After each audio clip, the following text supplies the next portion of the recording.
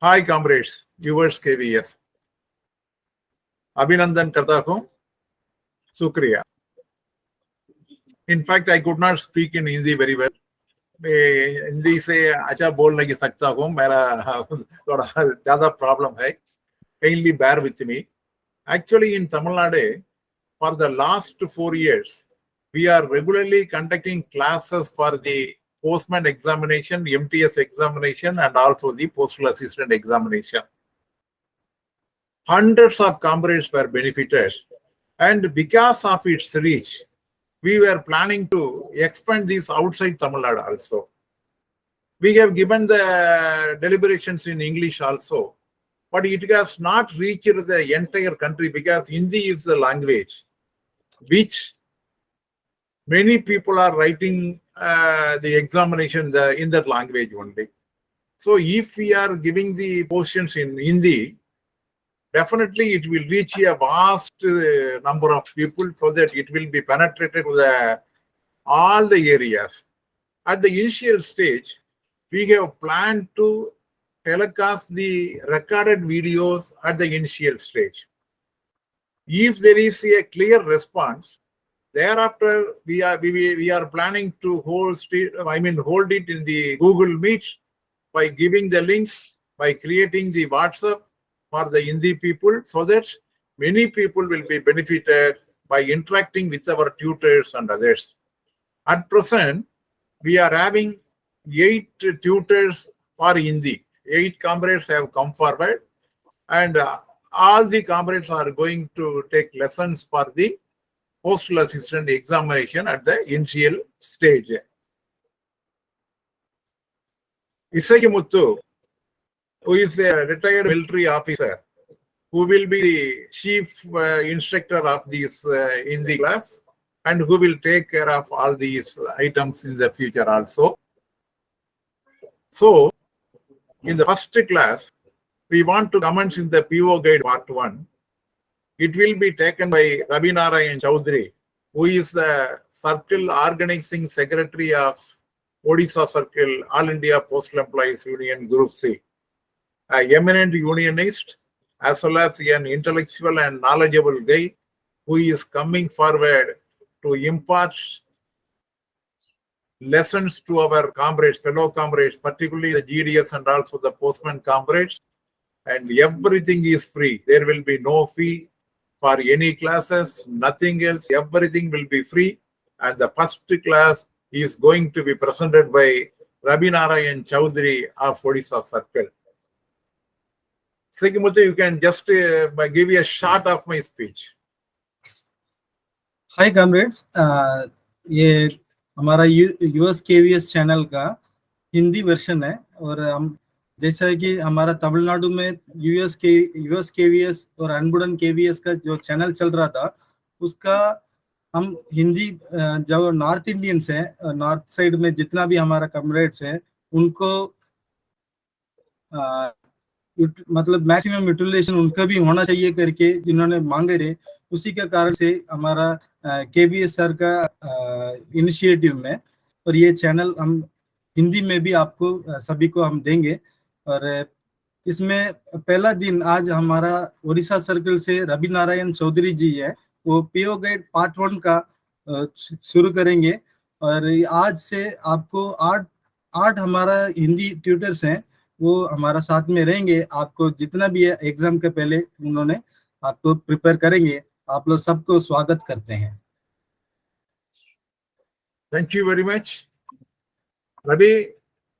हाय comrades, मेरा नाम रवि नारायण चौधरी है। केवीएस सर ने जो अपने चैनल में हिंदी का जो आप वो ट्यूशंस देते हैं उसका हिंदी अनुवाद करने के लिए कुछ 7-8 लोगों को ज्वाइन किया है। मैं उसमें ज्वाइन होकर अपने आप को खुदकिस्मत मान रहा हूँ। आज हम शुरू करेंगे पीओ गाइड पार्ट 1 और आगे चलते हैं। पीओ गाइड पार्ट 1, इसमें हम ऑर्गेनाइजेशन सेटअप देखेंगे। डिपार्टमेंट का जो एस्टेब्लिशमेंट में कौन क्या करता है, किसका कौन सा ऑफिस क्या काम करता है और उसका क्या काम है और उसको हेड कौन करता है, इसके बारे में हम जानेंगे। पहले तो सारा चीज हमें मूल चीज ये है कि department of post ministry of communication के अंदर आता है। कम्युनिकेशंस के अंडर आता है, department of post ministry of communication के अंदर आता है, जिसको मिनिस्टर ऑफ कम्युनिकेशंस हमारे करेंटली है डॉक्टर अश्विनी वैष्णव, और minister of state of communication है डॉक्टर देवेंद्र चौहान। और डिपार्टमेंट ऑफ पोस्ट जो है हेडेड बाय है सेक्रेटरी ऑफ पोस्ट, और उनको असिस्ट करने के लिए एक और है director general of postal services, जो कि एडमिनिस्ट्रेटर ऑफ आईपीओ एक्ट 1898 है, और आईपीओ रूल्स 1933 एंड पीएलआई के एडमिनिस्ट्रेटर है। डिपार्टमेंट का हेड याद रखिएगा सेक्रेटरी पोस्ट है, लेकिन हमारा जो एडमिनिस्ट्रेटर हेड है वो डीजी पोस्ट है, उसको हम शॉर्ट में डीजीपीएस भी बोलते हैं। फिर आता है हमारा पोस्टल सर्विस बोर्ड। ये होता है हमारे डिपार्टमेंट का apex body of the department. ये डिपार्टमेंट का सबसे ऊंचा स्तर है, ऊंचा ऑफिस है, जहाँ के सारे मतलब जहाँ पे हमारा सारे आगे क्या प्लान क्या करना है, कौन से काम आगे फ्यूचर में लेने हैं और कौन सा काम कैसे करना है, वो वो चलता है, वो डिसाइड होता है। इसके चेयरमैन रहते हैं जैसे सेक्रेटरी ऑफ हमारे सेक्रेटरी, और उनको असिस्ट करने के लिए एक डेप्यूटी डायरेक्टर जनरल रहता है, और उनके 3 परमानेंट इन्वाइट रहते हैं, 3 स्थायी प्रतिनिधि रहते हैं पीएसबी के। एक है डीजी पोस्ट, और दूसरे हैं एडिशनल डीजी कोऑर्डिनेशन, और तीसरा एक गवर्नमेंट ऑफ डिपार्टमेंट का जो एपेक्स बॉडी होता है पोस्टल सर्विस बोर्ड, उसमें हमारे 6 मेंबर्स भी रहते हैं, जैसे कि member personal, member planning and HRD, member PLI, member banking and DBT, member operation, member technology. हम इसको 3PBOT करके याद कर सकते हैं। ओके, अभी हमारे जो सेक्रेटरी पोस्ट है, ये जब वीडियो बन रहा है तभी हमारे सेक्रेटरी है श्री विनीत पांडे जी, और ये ही डिपार्टमेंट ऑफ पोस्ट के जो पोस्टल सर्विसेज बोर्ड है उसके चेयरमैन भी है, और श्री आलोक शर्मा जी है हमारे डीजीपीएस। आप जब आप एग्जाम देने जाएंगे उसके वक्त आप indiapost.gov.in जाके आप इसके जो हमारे करंट उस वक्त कौन होंगे हमारे सेक्रेटरी और डीजीपीएस वो चेक कर लेना, क्योंकि ये कभी भी बदल सकते हैं। दूसरे हमारे हैं मेंबर ऑपरेशन मिस इंद्री अनुराग, मेंबर टेक्नोलॉजी है Shri Sanjay Sharan, additional director general coordination है miss Smita Kumar, member personnel है Shri Vinay Prakash Singh, member banking and DBT है miss Manju Pandey, member planning and HRD है मिस अलका झा, और मेंबर पीएलआई एंड चेयरमैन है Shri major general Damodar Basant Mahesh. Postal circles अभी क्या जैसे जियोग्राफी भौगोलिक कारण से हमारे देश को कुछ राज्यों में बांटा गया है, उसी तरह से एडमिनिस्ट्रेशन का काम चलाने के लिए पूरे डिपार्टमेंट को हमने सरकार ने 23 पोस्टल सर्किल में बांटा हुआ है। तो अभी आप नीचे टेबल देख सकते हैं जिसमें है कि कौन सा सर्कल कौन से उसका ज्योग्राफिकल जुरिस्डिक्शन, उसका भौगोलिक जुरिस्डिक्शन कौन सा है, भौगोलिक एरिया वो कौन सा एरिया कवर करता है वो भी है, और उसका जो हेडक्वार्टर्स है वो भी है। अभी देखिए पहले एग्जाम्पल के तौर पे हम आंध्र प्रदेश को देखते हैं, जो कि आंध्र प्रदेश स्टेट को कवर करता है और यानम एरिया ऑफ पौंडीचेरी को कवर करता है, और जिसका हेडक्वार्टर है विजयवाड़ा। ज्यादातर ऐसा होता है कि हर राज्य का एक एक राज्य को एक एक सर्कल करके बनाया गया है, लेकिन कुछ कुछ क्षेत्र में कुछ राज्यों को कुछ और भी एरिया दिया गया है उनके जुरिस्डिक्शन के लिए। जो येलो लाइट से येलो मार्क से हाईलाइट किए गए हैं आप वो देख सकते हैं कि आपको उसमें मालूम पड़ जाएगा कि कौन सा जो पोस्टल सर्किल है वो उस राज्य के साथ साथ और कौन सा एरिया हेड करता है। जैसे कि गुजरात को अगर हम देखेंगे, गुजरात हेड करता है गुजरात स्टेट और दामन एंड दीव और दादरा नगर हवेली, ये तीनों को हेड करता है, और उसका जो स्टेट हेडक्वार्टर्स है गुजरात पोस्टल सर्किल का वो अहमदाबाद है। और जैसे कि हम देखते हैं, जैसे मैंने बोला था कि हर एक स्टेट का मतलब अपना अपना ज्यादातर एक एक स्टेट एक एक सर्किल होता है। तो वैसे आसाम का है जो है आसाम सर्किल है, उसको वो आसाम स्टेट को देखता है और उसका हेडक्वार्टर है गुवाहाटी। बिहार जो है वो बिहार को देखता है, उसका हेडक्वार्टर है Patna. Chhattisgarh postal circle Chhattisgarh state को देखता है, उसका हेडक्वार्टर है Raipur. Delhi postal circle Delhi state को देखता है और उसका मतलब पोस्टल हेडक्वार्टर है नई दिल्ली। हरियाणा जो है वो हरियाणा के स्टेट को देखता है और उसका पोस्टल सर्किल है उसका हेडक्वार्टर है अंबाला। नेक्स्ट लाइन में हिमाचल प्रदेश पोस्टल सर्किल जो है वो हिमाचल प्रदेश का एडमिनिस्ट्रेशन जुरिस्डिक्शन मतलब हिमाचल प्रदेश के स्टेट को देखता है और उसका जुरिस्डिक्शन है उसका पोस्टल हेडक्वार्टर है शिमला। जम्मू कश्मीर जो है वो जम्मू कश्मीर स्टेट और लद्दाख को देखता है और उसका हेडक्वार्टर है श्रीनगर। झारखंड पोस्टल सर्किल जो है वो झारखंड स्टेट को देखता है और उसका हेडक्वार्टर है रांची। कर्नाटक स्टेट जो है वो कर्नाटक पोस्टल सर्किल जो है वो कर्नाटक स्टेट को देखता है और उसका हेडक्वार्टर है बैंगलोर। केरला जो है वो केरला के स्टेट के साथ साथ लक्षद्वीप एंड माहे ऑफ पांडिचेरी को देखता है और उनका हेडक्वार्टर है त्रिवेंद्रम। मध्य प्रदेश पोस्टल सर्किल सिर्फ मध्य प्रदेश स्टेट को देखता है और उसका हेडक्वार्टर है भोपाल।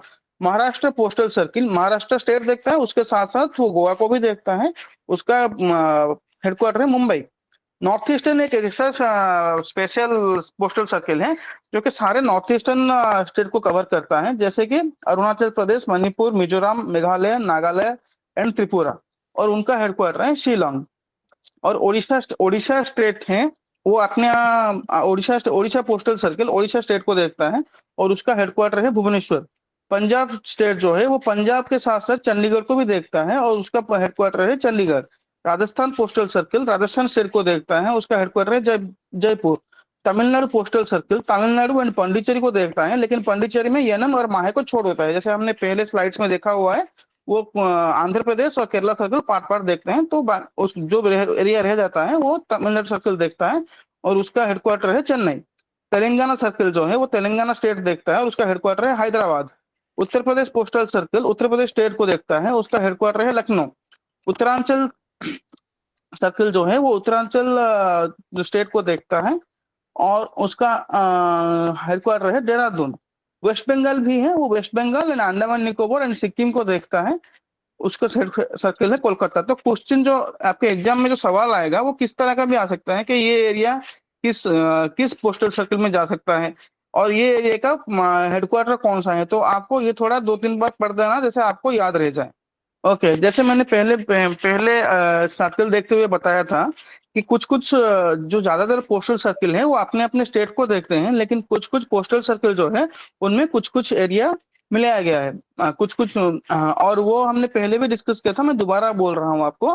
वो है गुजरात सर्किल वो देखता है, वो गुजरात स्टेट के साथ साथ यूनियन टेरिटरी ऑफ दामन दीव एंड दादरा नगर हवेली को देखता है। केरला सर्किल जो है वो यूनियन टेरिटरी ऑफ लक्षद्वीप को भी देखता है। और महाराष्ट्र सर्किल जो है वो स्टेट ऑफ गोवा को भी देखता है, आप महाराष्ट्र स्टेट के साथ साथ। और नॉर्थ ईस्ट एक स्पेशल सर्किल है जो कि नॉर्थ ईस्टर्न स्टेट को देखता है, जो कि 6 number of north eastern state होते हैं, अरुणाचल प्रदेश, मणिपुर, मेघालय, मिजोरम, नागालैंड एंड त्रिपुरा। पंजाब सर्किल है जो पंजाब के साथ साथ यूनियन टेरिटरी ऑफ चंडीगढ़ को भी देखता है। तमिलनाडु सर्किल है तमिलनाडु स्टेट के साथ साथ यूनियन टेरिटरी ऑफ पांडिचेरी को भी देखता है। West Bengal circle state of Sikkim and the union territory of Andaman Nicobar and island को भी देखता है। ये आपको याद करने के लिए आप मार्क करेंगे, रेड कलर में कुछ शॉर्ट फॉर्म्स किए गए हैं, उस शॉर्ट फॉर्म को आप फॉलो कर सकते हैं तो आपको याद रखने में आसानी रह जाएगी। जैसे केरला लक्षद्वीप को देखता है, इसको केरला करके लिया गया है। हाँ, केरला सर्किल को आप देखेंगे जो यूनियन टेरिटरी ऑफ लक्षद्वीप को देखता है, तो याद करने के लिए KELA टाइप को उसको किया गया है। जैसे कि MG करके महाराष्ट्र सर्किल जो है स्टेट ऑफ गोवा को देखता है, तो उसको रिलेट करके MG किया गया है। बाकी आप खुद से देख सकते हैं और ये एक तरह पॉज करके देख लेना, आपको अच्छे से याद करने के लिए कुछ सजेशंस दिए गए हैं। इसमें हम देखेंगे डिपार्टमेंट ऑफ पोस्ट है फंक्शनल यूनिट, मतलब कि कौन सा हायरार्की में काम करता है। डिपार्टमेंट ऑफ पोस्ट जो उसके अंडर में आते हैं, एक है सेक्रेटरी पोस्ट जो कि पोस्टल सर्विसेज बोर्ड के चेयरमैन भी हैं, एंड DGPS। ये दोनों इक्वल रैंक के होते हैं, जो थोड़े सीनियर होते हैं वो सेक्रेटरी पोस्ट होते हैं, दूसरे वाले DGPS होते हैं। उसके बाद हम जाते हैं, उसके बाद उनके अंडर आते हैं 6 मेंबर, जैसे हमने बात किया था। उनके बाद उनके अंडर में 6 मेंबर आते हैं और PTC मैसूर आते हैं, सॉरी पोस्टल ट्रेनिंग सेंटर्स आते हैं और CEPT मैसूर भी आता है। अभी हम देखते हैं, और एक आर्मी पोस्टल सर्विस करके भी है, वो भी आता है। अभी पहले शुरू से बोल रहा हूँ, डिपार्टमेंट पोस्ट उसके पहले जो चीफ होते हैं वो होते हैं डिपार्टमेंट के हेड जो है सेक्रेटरी पोस्ट, और जो एडमिनिस्ट्रेटर होते हैं हमारे वो है DGPS। उनके अंडर में आते हैं member postal services, additional postal services board and additional DG coordination. ये आते हैं उनके अंडर में। उसके बाद उनके अंडर में आते हैं आर्मी पोस्टल सर्विस और चीफ पोस्ट मास्टर जनरल, जो कि पोस्टल सर्किल्स को हेड करते हैं, और पोस्टल लाइफ इंश्योरेंस डायरेक्टरेट, जो कि पीएलए का डायरेक्टरेट है, वो आता है, और एक और बिजनेस डेवलपमेंट डायरेक्टरेट, जो बिजनेस डेवलपमेंट का डायरेक्टरेट है, वो आता है, और आर ए के एनपीए राखनापा जिसको हम बोलते हैं गाजियाबाद में, वो ऑफिसर की ट्रेनिंग के लिए होता है, वो भी आता है, और एक पार्सल डायरेक्टर जो पार्सल का बिजनेस बढ़ाने के लिए है, वो भी आता है, और एक सीईपीटी मैसूर भी बोर्ड के अंडर में आता है।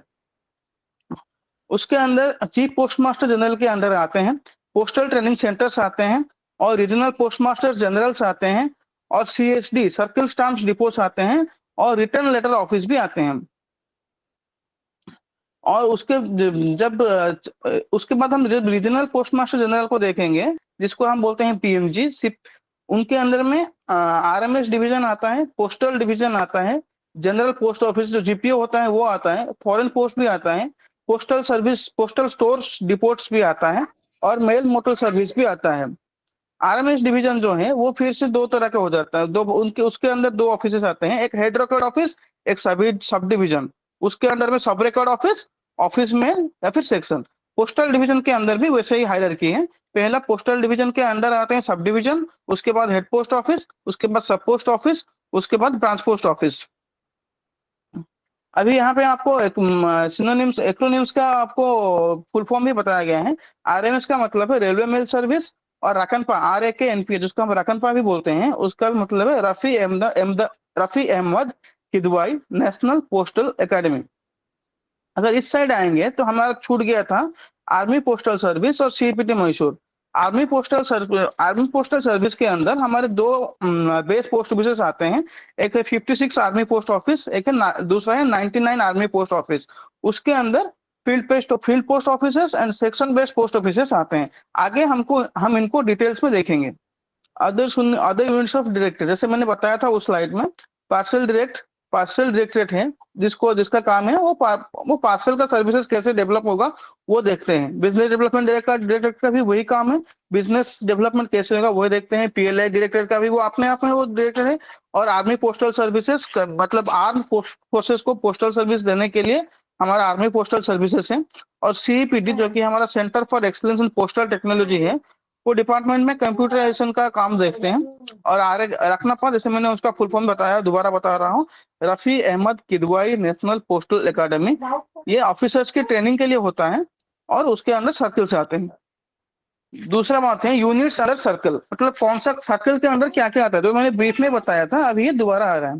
एक आता है पोस्टल ट्रेनिंग सेंटर आता है सर्कल के अंदर, पोस्टल रीजन्स आते हैं सर्कल्स के अंदर, सर्कल स्टाम्प डिपोस जिसको हम सीएसडी भी बोलते हैं वो भी आता है सर्कल के अंदर, और रिटर्न लेटर ऑफिस, रिटर्न, आप इसको एब्रीविएशन याद रखना, क्योंकि ऑप्शन जब आपको क्वेश्चन में आएगा रिटर्न लेटर ऑफिस भी आ सकता है, लेकिन वो सही नहीं है, इसका सही अब्रीविएशन है रिटर्न लेटर ऑफिस, ईडी लगेगा इसमें, return letter office.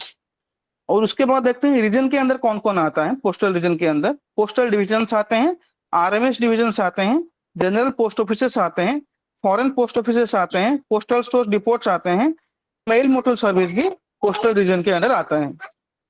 Army postal service देखते हैं, जिसको हम पहले बोलते हैं कॉल्ड, ये हमारा, इसको हम बेस सर्किल बोलते हैं आर्मी पोस्टल सर्विस। इसका काम क्या है, ये इसका मेन काम है कि ये डिफेंस पर्सनल जो हमारे होते हैं उनको ये पोस्टल सर्विस प्रोवाइड करते हैं। उनका हेडक्वार्टर है वो जो है एपीएस मतलब आर्मी पोस्टल सर्विस, सेना डाक भवन नई दिल्ली, उसका पिन कोड भी लिखा गया है 110011। हेड ऑफ द एपीएस होते हैं वो additional DG army postal service होते हैं। इनका जो स्टाटस होता है वो मेजर, जो डिफेंस में जो मेजर जनरल होते हैं उनके स्टाटस के इसको कट कर देना। हेड ऑफ द एपीएस जो होते हैं एडिशनल डीजी एपीएस होते हैं, इनका स्टाटस डिफेंस में जो मेजर जनरल होते हैं उनके स्टाटस का इक्वल होता है, समान होता है। और 2 सेंट्रल बेस पोस्ट ऑफिस हैं हमको, जिसको हमारे पोस्ट एपीएस के अंदर, जिसको हम सीबीपीओ भी बोलते हैं। एक सीबीपीओ, दूसरा है दो सीबीपीओ। एक सीबीपीओ के अंदर 56 एपीओ आता है जिसका हेडक्वार्टर है दिल्ली, 2 सीबीपीओ के अंदर 99 एपीओ आता है जिसका हेडक्वार्टर है कोलकाता। और एपीएस ट्रेनिंग सेंटर भी है एक, जो कि कामती नागपुर महाराष्ट्र सर्कल में है। थोड़ा डिटेल में जानते हैं, जो सीबीपीओ होते हैं वो हेड पोस्ट ऑफिस की तरह काम करते हैं फॉर फील्ड पोस्ट ऑफिसेस में, जो कि फील्ड पोस्ट ऑफिसेस टोटल कुल मिला के 500 के आसपास हैं। सीबीपीओस फील्ड पोस्ट ऑफिसेस के लिए पीएचडी और फिलैटेलिक ब्यूरो की तरह भी काम करते हैं। फील्ड पोस्ट ऑफिस जो होता है उनका स्टाटस एसओ की तरह होता है। एपीएस ट्रेनिंग सेंटर भी एक है, जैसे कामती, नागपुर और जो कि महाराष्ट्र सर्कल में है, वहां पे है। और एक बात है, 75%, 75% जो आर्मी पोस्टल सर्विसेज के स्टाफ होते हैं वो डिपार्टमेंट ऑफ पोस्ट से डेपुटेशन में ही जाते हैं। बाकी जो 25% पर्सनल होते हैं आर्मी पोस्टल सर्विसेज में काम करते हैं, उनको आर्मी के द्वारा डायरेक्टली रिक्रूट किया जाता है। अभी सीईपीटी के बारे में जानते हैं। सीईपीटी है centre for excellence in postal technology. ये है नजरबाद, मैसूर 570010 में है ये। इसका काम क्या है, वो डिपार्टमेंट का सारा टेक्नोलॉजिकली और वेब का जो रिक्वायरमेंट है वो देखता है। सीईपीटी का हेडक्वार्टर जो है वो मैसूर में है। अभी कुछ और सीईपीटी 4 सीईपीटी मैसूर को छोड़ के 4 और सीईपीटी चल रहे हैं। एक है सीईपीटी चेन्नई, जो कि सीएसआई माइग्रेशन, सीएसआई मतलब कोर सिस्टम इंटीग्रेशन, वो माइग्रेशन और DPMS delivery and postman management system उसको देखता है। सीईपीटी हैदराबाद जो है वो GDS online recruitment national level पे, और हमारा जो नन्यता होता है electronic clearance of letter boxes उसको देखता है, और TTD special darshan ticket booking होता है वो उसको भी देखता है, और इस सब को भी देखता है। सीपीटी बैंगलोर जो है वो एएमएल मतलब एनी मनी लॉन्ड्रिंग, और एफआरएमयू मतलब फ्रॉड रिस्क मैनेजमेंट यूनिट, ये दोनों का काम करता है। सीपीटी दिल्ली जो है वो जनरल टेक्निकल इश्यूज देखता है। रकनपा, इसका फुल फॉर्म भी यहाँ पे हम बताया गया है आपको, आप देखेंगे रेड में डिफरेंशिएट किया गया है। Rafi Ahmed Kidwai national postal academy. Earlier पहले इसका नाम जो है वो पोस्टल स्टाफ कॉलेज था, लेकिन हमारे पहले कम्युनिकेशन मिनिस्टर जो है रफी अहमद किदवई, उनके नाम के हिसाब से इसका नामकरण चेंज कर दिया गया, बदल दिया गया, जो कि नवंबर 1 2011 से बदल दिया गया है। ये गाजियाबाद यूपी सर्किल में है। इसका जो हेड होते हैं वो होते हैं डायरेक्टर जी होते हैं, और ये उनको असिस्ट करने के लिए एक एडिशनल डायरेक्टर, 2 जॉइंट डायरेक्टर और एक डिप्टी डायरेक्टर और 2 असिस्टेंट डायरेक्टर भी होते हैं, जिनका अपना अपना स्पेशलाइजेशन होता है। पोस्टल ट्रेनिंग सेंटर, टोटल हमारे देश में 6 पोस्टल ट्रेनिंग सेंटर्स होते हैं जहां तरह तरह के ट्रेनिंग दिए जाते हैं। उनका नाम और उनका स्टेट ऑफ लोकेशन, और पीछे में जो उसके बगल में जो डेट है वो है उनका एस्टेब्लिशमेंट डेट, ये सब लिखा गया है। जैसे कि मान लीजिए पीटीसी गुवाहाटी है, वो आसाम में है, वो 27/10/2003 को बनाया एस्टेब्लिश हुआ था। पीटीसी दरभंगा जो बिहार में है, वो 12 जुलाई 1966 को एस्टेब्लिश हुआ था। पीटीसी बड़ोदरा जो गुजरात में है, वो 1 जुलाई 1962 को हुआ था। पीटीसी मैसूर जो कर्नाटका में है, वो 20 अप्रैल 1965 को हुआ था। पीटीसी मदुरई जो तमिलनाडु में है, वो 25 अगस्त 1981 को हुआ था। पीटीसी सहारनपुर जो उत्तर प्रदेश में है, वो 2 अप्रैल 1951 को हुआ था। आप ये डेट को थोड़ा सा याद कर सकते हैं, और आपको पीटीसी का नाम और उसका स्टेट तो जरूर याद रखना है, क्योंकि ये दोनों तरह से कुछ सवाल आ सकते हैं कि ये पीटीसी कौन से स्टेट में है, या फिर इस तरह का सवाल भी आ सकता है कि इस स्टेट में कौन सा पीटीसी है। दोनों को आपको याद रखना है। उसके बाद देखते हैं पोस्टल यूनिट का हेड। कौन से पोस्टल, हमने पोस्टल यूनिट के बारे में देखा, कौन से पोस्टल यूनिट को कौन हेड करता है वो देखते हैं। Head of the circle, postal circle को हेड ऑफ द जो हेड करते हैं उनको बोलते हैं चीफ पोस्ट मास्टर जनरल, उनका शॉर्ट फॉर्म है सीपीएमजी, हमको उसको बोलते हैं। हेड ऑफ द रीजन, उसको चीफ हटा देना है, वो होते हैं पोस्ट मास्टर जनरल, उनका शॉर्ट फॉर्म है पीएमजी। पोस्टल डिवीजन जो होता है उसको हेड करते हैं senior superintendent of post offices या फिर सुपरिटेंडेंट ऑफ पोस्ट ऑफिसेस। वो कितना बड़ा डिवीजन है और कौन सा उनके अंदर कितने पोस्ट ऑफिसेस, उसको देखकर वो सुपरिटेंडेंट, वो जो हेड है उनका स्टेटस डिसाइड होता है, या फिर या तो वो सीनियर होंगे या फिर normal superintendent of post offices होंगे। हाँ, ऐसा आरएमएस डिवीजन है उसको सुपरिटेंडेंट आरएमएस हेड करते हैं, या फिर senior superintendent RMS. Postal division की तरह ही उनका आरएमएस डिवीजन का स्टेटस देखकर कौन सा एसआरएम होगा और कौन सा एसएसआरएम होंगे वो डिसाइड करते हैं। Head of postal sub division, वो इंस्पेक्टर ऑफ पोस्ट ऑफिसेस या फिर assistant superintendent of post offices होते हैं। डिवीजन के स्टेटस के देखकर सब डिवीजन को स्टेटस को देखकर वो डिसाइड होता है। सिमिलरली आरएमएस सब डिवीजन भी जो होता है वो आईआरएम या फिर एएसआरएम को हेड करते हैं। वो डिवीजन का स्टेटस देखकर inspector of railway mail service या फिर असिस्टेंट सुपरिटेंडेंट आरएमएस वो डिसाइड होता है। रेलवे मेल सर्विस, ये क्या होता है देखते हैं। इसका काम होता है, जो डाक होता है, मेल हमारा जो होता है उसका ट्रांसपोर्ट करते हैं और ये उसको डिस्ट्रीब्यूट भी करते हैं। और आरएमएस ऑफिस का नाम कैसे होता है वो देखते हैं। जो आरएमएस ऑफिस रेलवे स्टेशन में लोकेट होता है, मतलब रेलवे स्टेशन के अंदर होता है, उसको हम आरएमएस सॉर्टिंग ऑफिस बोलते हैं। अगर वो रेलवे स्टेशन के बाहर होगा तो उसको सिर्फ सॉर्टिंग ऑफिस बोलेंगे। अगर वो बाहर होगा और लेकिन हेडक्वार्टर, डिवीजन हेडक्वार्टर के अंदर होगा तो उसको बोलते हैं हेड रिकॉर्ड ऑफिस। अगर वो रेलवे स्टेशन के बाहर है और वो डिवीजन हेडक्वार्टर के बाहर भी है, उसको बोलते हैं सब रिकॉर्ड ऑफिस। और अगर ये ट्रैवलिंग यूनिट ऑफ आरएमएस, मतलब ट्रेन में हमारे जो बोगियों में जो हमारा डाक चलता है उसके अंदर ये फंक्शन करता है, तो उसको हम बोलते हैं ट्रांजिट मेल ऑफिस। इसका शॉर्ट फॉर्म हम टीएमओ भी बोलते हैं। CSD and PSD, circle stamp depot and postal stamp depot. अभी क्या हुआ ना, जो सर्कल सीएसडी और पीएसडी है दोनों मर्ज हो गए और सारे को पोस्टल स्टोर डिपोट ही बोला जाता है। सारे 23 सर्कल अपने अपने एक एक पोस्टल स्टोर डिपोट्स अपने अपने हेडक्वार्टर में हैं। लेकिन महाराष्ट्र, तमिलनाडु और उत्तर प्रदेश के केस में उनको एडिशनल पीएचडी दिया गया है। जैसे कि महाराष्ट्र सर्कल में नागपुर पीएचडी है, तमिलनाडु सर्कल में मदुरई पीएचडी है और उत्तर प्रदेश में अलीगढ़ पीएचडी है। आरएलओ, जिसका फुल फॉर्म मैंने पहले भी बोला था, रिटर्न लेटर ऑफिस। इसको रिटर्न लेटर ऑफिस में मत कंफ्यूज करना, ईडी लगेगा, एक क्वेश्चन आ सकता है उसका। ये उसका रिटर्न लेटर ऑफिस को पहले डेड लेटर ऑफिस भी बोला जाता था। इसका काम क्या है, जो अनडिलीवर्ड आर्टिकल होते हैं जिसको भेजने वाले ने और पाने वाले ने, एड्रेसी एंड सेंडर दोनों ने रखने के लिए मना कर दिया, उसको आरएलओ में रखा जाता है। ऑर्डिनरी आर्टिकल को नॉर्मली 1 महीने के लिए रखते हैं, उसके बाद उसको डिस्ट्रॉय किया जाता है। और जो रजिस्टर्ड आर्टिकल होता है वो 3 महीने के लिए रख के उसके बाद उसको डिस्ट्रॉय किया जाता है।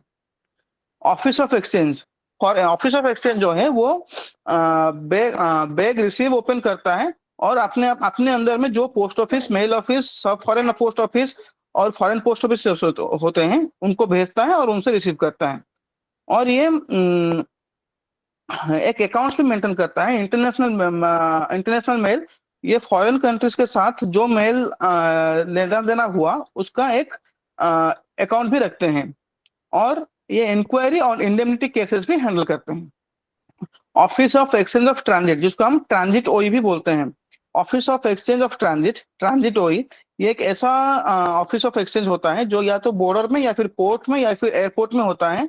ये जो सिर्फ क्लोज्ड मेल बैग के साथ डील करता है। जो ऑफिस ऑफ एक्सचेंजेस इंडिया में या फिर फॉरेन कंट्रीज में होते हैं, इनके साथ ही इसका लेन देन होता है। फॉरेन पोस्टल एडमिनिस्ट्रेशन या फिर डेजिग्नेटेड ऑपरेटर जो भी होता है उनके साथ जो कोऑर्डिनेट करता है, उनके साथ भी ये क्लोज्ड बैग एक्सचेंज करते हैं। ये हमारे मतलब कौन से सर्किल में कौन से ट्रांजिट ओई है उनका एक लिस्ट है, जिसमें हम कौन सा सर्किल में कौन सा ट्रांजिट ओई है और वो कौन से नेशन से डील करता है, कौन से राष्ट्र से डील करता है, वो दिखाया गया है। जैसे कि बिहार में सिचुएटेड है रक्सोल एसो, जो नेपाल के साथ डील करता है। दिल्ली में है IGI टीएमओ, Indira Gandhi international airport, जो एयरपोर्ट का टीएमओ है वो है। कर्नाटका में है एपी टीएमओ, जो बेंगलुरु में है। केरला में है एपी टीएमओ, जो एयरपोर्ट टीएमओ जो कोची में है। महाराष्ट्र में भी एयरपोर्ट टीएमओ जो मुंबई में है। पंजाब में है अमृतसर आरएमएस, पंजाब में है अमृतसर आरएमएस, जो पाकिस्तान के साथ मेल डील करता है। चेन्नई में है एयरपोर्ट टीएमओ। तेलंगाना में भी Hyderabad airport TMO. West Bengal में Kolkata airport TMO. West Bengal में एक और है बोनगांव पोस्ट ऑफ पीओ, जो कि बांग्लादेश के साथ मेल डील करता है। वेस्ट बंगाल में एक और है भूटान जलगांव पीओ, जो भूटान के साथ मेल डील करता है। उसके बाद देखते हैं फॉरेन पोस्ट ऑफिसेस। ये जो पोस्ट ऑफिस या फॉरेन सॉर्टिंग ऑफिस, जो कि कस्टम डिपार्टमेंट के द्वारा अपॉइंट किया जाता है, जो कि जो गुड्स जो फॉरेन से जो आर्टिकल्स आता है या फिर वो जो आर्टिकल जाने वाले हैं उसको चेकिंग करते हैं, उसको हम फॉरेन पोस्ट ऑफिसेस बोलते हैं। फॉरेन पोस्ट ऑफिस एक ऑफिस ऑफ एक्सचेंज ही है, जहाँ पे कस्टम्स ड्यूटी, मतलब वो आर्टिकल के वैल्यू को देखकर उसमें कितना कस्टम ड्यूटी लगेगा वो डिसाइड करते हैं। वो आर्टिकल को ओपनिंग करते हैं इस पर्पज के लिए, इस काम के लिए, उसको देखकर उसका कितना कस्टम ड्यूटी लगेगा वो डिसाइड करते हैं। ये फॉरेन पोस्ट ऑफिस में ये काम होता है। फॉरेन पोस्ट ऑफिस सिर्फ उन्हीं आर्टिकल का कस्टम्स ड्यूटी निर्धारित करता है जो कि उसके अंडर पोस्ट ऑफिस में डिलीवर होने वाले होते हैं। अगर कोई आर्टिकल ऐसा आता है जो other post office near office of मतलब उसके अंडर में नहीं होता है, तो वो पोस्ट ऑफिस जिस फॉरेन पोस्ट ऑफिस के अंदर में कंट्रोल में होगा, जुरिस्डिक्शन में होगा, वो आर्टिकल वो उस फॉरेन पोस्ट ऑफिस को भेजा जाता है। वहां से फिर उसका कस्टम ड्यूटी डिसाइड होता है, और कस्टम ड्यूटी को लेकर सारा जो अकाउंट्स होता है वो फॉरेन पोस्ट ऑफिस में मेंटेन होता है। सब फॉरेन पोस्ट ऑफिस ये जो होता है देश के अंदर हमारे जितने भी मेल इंटरनेशनल मेल होता है वो रिसीव और डिस्पैच करते हैं।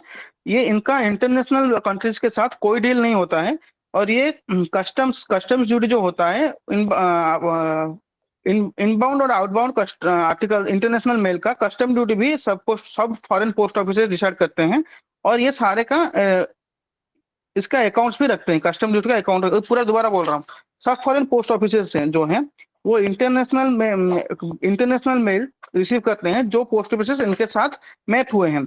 इनका बाहर इंटरनेशनल अदर कंट्रीज के साथ कोई एक्सचेंज ऑफ मेल नहीं होता है।